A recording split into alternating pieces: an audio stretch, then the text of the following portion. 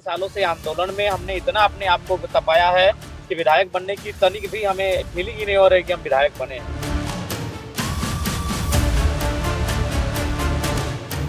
तो अभी आप एनडीए के साथ जाते हुए नजर आएंगे या जेएमएम के साथ ही आप खुश रहेंगे, जनता का विकास करेंगे? देखिए, सबसे पहली बात आप मान के चलिए, जेएमएम बहुत ही फुल मेजोरिटी के साथ आई है, झारखंड में ऐतिहासिक सीटों के साथ आई है, तो वहां आपका जाना या ना जाना कोई अर्थ विशेष नहीं रहेगा। समय का बहुत कमी था, चूंकि मेरी जो पार्टी की ताकत है वो मेरी आवाज है, और मेरी आवाज जहां जहां तक पहुंची वहां से वोट मिला है, जहां नहीं पहुंची वोट नहीं मिला। हाँ, शपथ समारोह में अपना शपथ विधायक के रूप में शपथ ले लेंगे, उसके बाद दिल्ली होके आएंगे। दिल्ली का माहौल जानना जरूरी है, आप दिल्ली को समझेंगे तभी झारखंड की राजनीति को भी समझना होगा।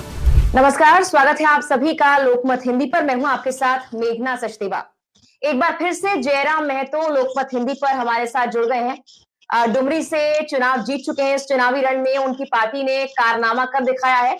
बहुत सारी ऐसी सीटें रही जहां पर एनडीए को नुकसान की वजह जयराम महतो की पार्टी ही बताई जा रही है। वो बात अलग है कि वो महज अकेले जीते हैं अपनी पार्टी से, और डुमरी विधानसभा सीट जहां पर जेएमएम का परचम हमेशा लहराया जाता था, ये ऐसी सीट है जहां पर झारखंड मुक्ति मोर्चा के लिए जीतना काफी आसान माना जा रहा था, लेकिन ये रहा कांटों भरी बनाई जयराम महतो ने, और माना जा रहा है कि इस सीट पर वाकई टाइगर बनकर उभरे हैं। सर, आपका बहुत बहुत स्वागत है सबसे पहले लोकमत हिंदी पर। एक बार फिर से आप जुड़े हैं। जी धन्यवाद मैम। सर, मेरा पहला सवाल, क्योंकि अब आप विधायक बनने जा रहे हैं तो जनता के लिए ही होने वाला है, और शायद आपका ये पहला इंटरव्यू होगा विधायक बनने के बाद, तो सबसे पहला काम जनता के लिए क्या करने वाले हैं?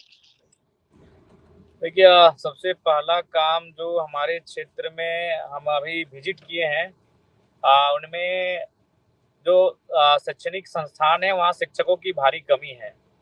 तो उस लिहाज से हम तमाम जो पदाधिकारी हैं उनके साथ एक बैठक बुलाएंगे, और जो भी रिक्तियां हैं शैक्षणिक संस्थानों में वहाँ पूर्ति की जाएगी। इस विषय पर एक बैठक जल्द बुलाने वाले हैं शपथ समारोह के बाद। मैं तो जी, चुनाव जीतने के बाद कैसा महसूस कर रहे हैं? क्या गतिविधियां बढ़ गई हैं? कितना बदलाव आया लग रहा है? आगे तो बहुत कुछ बदलाव अभी आएगा, लेकिन फिलहाल कैसा लग रहा है? क्योंकि इससे पहले जो चुनाव आपने लड़ा था उसमें आप जीत नहीं पाए थे। अभी आपकी पार्टी ने अपनी मौजूदगी दर्ज करा दी है इस विधानसभा चुनाव में। आप विधायक बनने जा रहे हैं। जनता आपको पहले नेता के तौर पर देख रही थी। आपने बार बार कहा कि मैं बेटा हूं, आप मुझे बेटे के तौर पर ही देखिए, लेकिन वाकई अब आपको कुर्सी मिलने वाली है। तो कितना बदलाव आपकी जिंदगी में आने वाला है इससे? देखिए, जिम्मेदारियों के दृष्टिकोण से देखा जाए तो बदलाव तो निस्संदेह आएगा, लेकिन व्यवहार के दृष्टिकोण से देखा जाए तो बिल्कुल व्यवहार नहीं बदला है। और जिस दिन से हम चुनाव जीते हैं, अब गाड़ी में हम जैसे ही चुनाव जीत के सर्टिफिकेट लेके बैठे हैं, हमने अपने साथियों से यही कहा कि 3 सालों से आंदोलन में हमने इतना अपने आप को तपाया है कि विधायक बनने की तनिक भी हमें फीलिंग ही नहीं हो रही कि हम विधायक बने हैं। तो ये तो है कि जनता की जिम्मेवारी बड़ी है, उनकी उम्मीदें बड़ी है, लेकिन बाकी मेरी व्यक्तिगत कोई बदलाव मैं नहीं समझ पा रहा हूँ। मैं 3 साल से ही जनता की जरूरत के मुद्दों के साथ लड़ा था। यही फर्क है कि मैं सदन में अब लड़ूंगा, पहले सड़क पे बैठ के धरने पे बैठ के लड़ता था। ठीक है। मैं तो जी, आपने डबल इंजन वाला ये फॉर्मूला तो सुना ही होगा। जहां जहां पर डबल इंजन की सरकार होती है, माना जाता है कि ज्यादा बेनिफिट मिलता है, ज्यादा विकास होता है। और जहां पर अलग पार्टियों के विधायक होते हैं, या राज्य में अलग सरकार होती है, केंद्र में अलग सरकार होती है, वहां पर माना जाता है कि रस्साकशी बहुत ज्यादा हो जाती है। और आपके लिए तो ये चुनौती और बढ़ने वाली, क्योंकि हमने पिछले काफी दिनों में देखा है कि आपकी जेएमएम यानी झारखंड मुक्ति मोर्चा से तो नहीं बनती है, लेकिन अब ये सवाल है कि आपको सरकार के साथ मिलकर काम करना पड़ेगा। अगर आप चाहते हैं आपकी जनता का विकास हो, तो अपने मुद्दों को सरकार के साथ मिलकर उठाना होगा, सामंजस्य बिठाना होगा। उसके लिए आपकी रणनीति क्या है? क्योंकि हेमंत सोरेन के तो आप हमेशा से खिलाफ ही रहे हैं। देखिए, पहले बात तो कि हेमंत सोरेन जी को दूसरी बार वापसी के लिए हम शुभकामनाएं देंगे, लेकिन मैंने पहले भी कहा है और आज भी मैं यही कहूंगा कि सरकार जो भी नीतियां, जो भी विधेयक सदन में पारित करेंगे, प्रेजेंट करेंगे, अगर वो राज्य के लिए कल्याणकारी होंगी, राज्य के लिए हितकारी होंगी, तो मैं बिना किसी शर्त के उन नीतियों का समर्थन दूंगा। लेकिन अगर उस नीति से राज्य के युवाओं में, राज्य की जनता में आक्रोश का भाव उत्पन्न होगा, तो मैं फिर बिना किसी भय के उस नीति का पुरजोर विरोध करूंगा। तो मेरा यही व्यवहार रहेगा आगामी 5 वर्ष सदन के भीतर। लेकिन एक सवाल ये भी उठ रहा था कि जीतने के बाद जयराम महतो कहाँ जाएंगे। हमने आपसे इससे पहले जो इंटरव्यू लिया था जब आप चुनाव में उतरे ही थे, तब भी हमने आपसे सवाल किया था कि एनडीए की तरफ जाएंगे या जेएमएम की तरफ रुख करेंगे, तब भी आपने साफ जवाब नहीं दिया था। लेकिन जाहिर तौर पर जीतने के बाद आपके लिए चुनौतियां बढ़ रही हैं, लेकिन आपने खुद भी देखा होगा कि हेमंत सोरेन ने कई केसेस झेले हैं, या आपने भी कहा था कि आपकी उनके साथ सहानुभूति है, बहुत सारे झूठे आरोप भी उन पर लगाए गए हैं, और उसका एक कारण यही था केंद्र में अलग सरकार है, राज्य में अलग सरकार है, और ये आरोप विपक्षी पार्टियों को ही लगाए हुए हैं। तो अभी आप एनडीए के साथ जाते हुए नजर आएंगे या जेएमएम के साथ ही आप खुश रहेंगे, जनता का विकास करेंगे? देखिए, सबसे पहली बात आप मान के चलिए, जेएमएम बहुत ही फुल मेजोरिटी के साथ आई है, झारखंड में ऐतिहासिक सीटों के साथ आई है, तो वहां आपका जाना या ना जाना कोई अर्थ विशेष नहीं रहेगा। इसीलिए हम लोग एक मजबूत विपक्ष की भूमिका में रहेंगे। अपना जनादेश जो हम कह सकते हैं, हम थर्ड फ्रंट में ही रहेंगे। एक पक्ष सत्ता का होगा, दूसरा पक्ष विपक्ष का होगा, तो कोशिश है कि ऑपोजिशन की भूमिका में रहेंगे और जो राज्य के जनहित के मुद्दे हैं उनको मजबूती के साथ उस पटल पे रखने का काम करेंगे। और पुनः देखिए,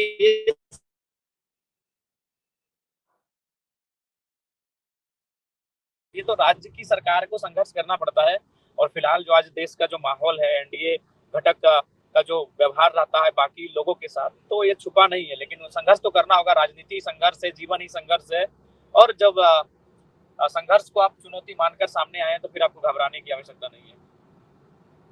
चलिए देखते हैं इस संघर्ष को आप कैसे पार कर पाते हैं। आप जब चुनाव में उतरे, बार बार ये बातें सामने आई और हुआ भी कुछ ऐसा ही है। सुदेश महतो की राजनीति जो है वो एक तरह से आप खत्म कर रहे हैं, ये कहा जा रहा था। वो भी आप ही के समाज से आते हैं, तो जाहिर तौर पर अब जनता आपसे ज्यादा उम्मीदें हैं, इसीलिए आपको चुनाव में आगे लेकर आई है, आपको जिताया है। भले ही आपकी पार्टी के बाकी लोग नहीं जीत पाए, लेकिन रस्साकशी से आप जिस तरह से आगे बढ़े हैं, जीते हैं, आपसे उम्मीदें दोगुनी हो जाती हैं, वरना ऑप्शन तो सुदेश महतो थे ही। तो उन उम्मीदों पर खरा उतरने के लिए आपने क्या सोचा है, जनता के लिए क्या रणनीति बनाई है? देखिए, हमारी रणनीति स्पष्ट है कि जो जनता है, अब वो जनता विधायक के दरबार में नहीं आएगी, विधायक जनता के दरबार में जाएंगे। और एक जो कि जिस हिसाब से मेरा जोन है उसको कई हिस्सों में बांटेंगे और वहाँ जनता दरबार होगी, और जनता की जो समस्याएं हैं वहाँ सामने आएंगी, सामने प्रस्तुत होंगी, और फिर वहीं से उसका निष्कर्ष निकाला जाएगा कि इस समस्या का निदान कैसे हो। तो यही हमारी रणनीति है, और अपने जनता की सुरक्षा की ढाल बनकर खड़ा रहेंगे, यही हमारी प्लानिंग है। टाइगर जी, आप क्योंकि जीत गए हैं तो पार्टी की साख बच गई है, लेकिन एक और जो ड्रॉबैक देखा गया है इस चीज का कि आपकी पार्टी के बाकी नेताओं में से कोई जीत नहीं पाया है। बाकी जितने भी कैंडिडेट आपने खड़े किए थे और वो सभी हार गए हैं, मौजूदगी दर्ज करा दी है, लेकिन आपकी पार्टी के लिए चुनौतियां बहुत ज्यादा है। आखिर कहाँ कमी रह गई कि आप तो जीत गए लेकिन बाकी जो पार्टी के लोग हैं वो नहीं जीत पाए? समय की कमी रही। समय मूल्यवान होता है, समय की कमी रही। और जो चुनाव आयोग ने मात्र 1 महीना में, चूंकि 24 साल से हम लोग भी झारखंड के चुनाव को देखे हैं, 24 साल के इतिहास में पहली बार चुनाव 2 चरण में हुआ है, और पहली बार मात्र 4 दिन में नॉमिनेशन स्टार्ट हुआ है। नोटिफिकेशन के आचार संहिता लगने के 4 दिन के बाद ही नॉमिनेशन स्टार्ट हुआ है। ये 24 साल की हिस्ट्री में पहली बार झारखंड में हुआ है। तो समय का बहुत कमी था, चूंकि मेरी जो पार्टी की ताकत है वो मेरी आवाज है, और मेरी आवाज जहां जहां तक पहुंची वहां से वोट मिला है, जहां नहीं पहुंची वोट नहीं मिला। तो अगर मैं सभा कर पाता तो चुनाव पक्ष में होते, और मैंने प्लानिंग भी किया था कि जो विधानसभा रामगढ़, मांडू, गोमिया, वहां मैंने प्लानिंग किया था कि प्रत्येक प्रखंड में जोन वाइज हम सभा करेंगे। लेकिन दुर्भाग्य की बात है कि एक विधानसभा में हम एक ही सभा कर पाए, तो वही हार की सबसे बड़ी कारण, मेरी उपस्थिति ना हो दे पाना सबसे बड़ी कारण रही।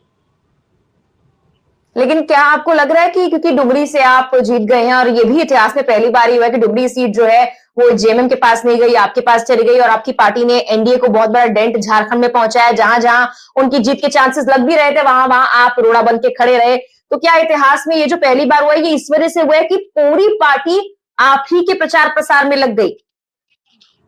नहीं, पूरी पार्टी हमारे प्रचार प्रसार में नहीं लगी थी। सब लोग अपने अपने जगह पर थे, लेकिन लोगों की भावनाएं सीधा जयराम महतो से जुड़ी थी। लोग एक बार जयराम महतो को सुनना चाहते थे, जयराम महतो को देखना चाहते थे, उसे समझना चाहते थे कि जयराम महतो का मन विचार क्या है, जयराम महतो का विजन क्या है।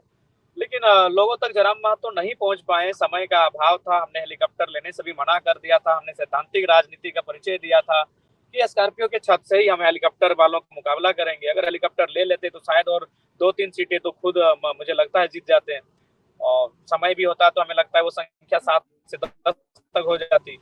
लेकिन केवल और केवल समय ही, और समय के अलावा हम किसी को कुछ नहीं कहेंगे। समय अगर होता तो हम लोग चुनाव जीत जाते। तो दिल्ली के लिए रवानगी कब होने वाली है आपकी अब? हाँ, शपथ समारोह में अपना शपथ विधायक के रूप में शपथ ले लेंगे, उसके बाद दिल्ली होके आएंगे। दिल्ली का माहौल जानना जरूरी है। आप दिल्ली को समझेंगे तभी झारखंड की राजनीति को भी समझना होगा। तो दिल्ली और राजधानी का संबंध बना रहेगा। दिल्ली जरूर जाएंगे और आपसे मिलेंगे, निसंदेह आपसे मिलेंगे। बिल्कुल, इसीलिए मैंने आपसे सवाल, क्योंकि दिल्ली के बारे में आपने पिछले इंटरव्यू में काफी कहा था और यहाँ की राजनीति के बारे में भी आपने काफी कुछ कहा था कि यहाँ जो राजनीति होती है वो झारखंड की राजनीति नहीं होती, और सब भारतीय हैं लेकिन आप झारखंडी हैं, इसीलिए इस चीज को मैंने दोहराया। खैर, आपसे एक आखिरी सवाल मैं पूछना चाहूंगी, क्योंकि देश की राजनीति में एक बहुत बड़ा मुद्दा फिलहाल बना हुआ है। तमाम मस्जिदों के सर्वे कराए जा रहे हैं, एक और मस्जिद का मामला सामने आया है और उस पर बड़े बड़े नेता अपनी प्रतिक्रिया भी दे रहे हैं, क्योंकि बहुत जगहों पर माहौल खराब होने की स्थिति बन चुकी है। संभल का आपने मामला देखा, अजमेर में कोर्ट में मामला जा चुका है। इस मामले पर आपकी राय क्या है? देखिए, मेरा कहना है कि सबसे पहली बात, भारत एक आस्था का देश है और सभी की अपनी अपनी आस्था है, एक दूसरे की आस्था का सम्मान है। लेकिन अगर कहीं किसी प्रकार से देश की सुरक्षा को लेकर कोई ऐसा विषय आता है तो उसमें क्या है कि सभी को आपस में बैठकर मिलकर और आपसी राय शुमारी से हमें किसी समस्या या फिर किसी हो रहे आशंके से निजात पाने का प्रयास करना चाहिए। क्या आपको लगता है कि जो माहौल पूरे देश में बन रहा है वो झारखंड में नहीं बनेगा, उससे अलग रहेगा? झारखंड में नहीं बनेगा, क्योंकि झारखंड रिलीजियस आइडेंटिटी के साथ नहीं जीता है। झारखंड कल्चरल आइडेंटिटी के साथ जीता है। ये मांदर की थाप, महुआ के पेड़ में कोयल की कूक, छोटे छोटे पहाड़ों से बहती हुई झरना, ये प्राकृतिक प्रदेश है। यहाँ एक अलग विशिष्ट पहचान है। ये कल्चरल सांस्कृतिक पहचान रखता है झारखंड। धार्मिक पहचान से काफी दूर है। धार्मिक सब लोग ऐसा नहीं है, लेकिन ये पहचान मूलतः सांस्कृतिक है। चलिए टाइगर महतो जी, धन्यवाद जुड़ने के लिए हमारे साथ। और अब देखते हैं कि आप विधायक बन तो रहे हैं, लेकिन विधायक बनने के बाद अपने दावे और वादों पर कितना खरा उतरते हैं, और उसके बाद फिर आपसे जरूर सवाल करेंगे कि आपने क्या काम किया और क्या नहीं। फिलहाल के लिए जुड़ने के लिए हमारे साथ धन्यवाद, बहुत बहुत धन्यवाद आपका भी।